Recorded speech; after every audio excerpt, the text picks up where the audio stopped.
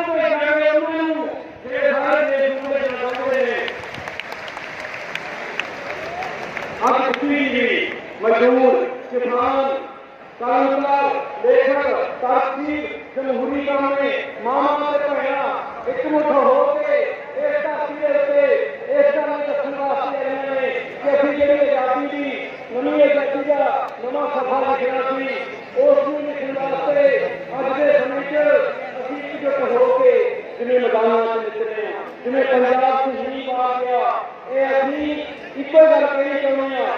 साडे आगू भाई मन्ना सिंह सी, असीं इक्को गल कहनी चाहुंदे हां मुस्लिम भाई कहंदे कि असीं साडी मदद ते नहीं, ये साडी लड़ाई है, सारिआं दी लड़ाई है, साडी लड़ाई है। ये किसी खतरे की लड़ाई नहीं, घर की लड़ाई नहीं, ये साडी लड़ाई जित के निकलांगे एकजुट होके लंबी लड़ाई की तैयारी करो। ये अज सौं खा के जाने आ। तुहाडा सਭ ਦਾ बहुत बहुत धन्यवाद।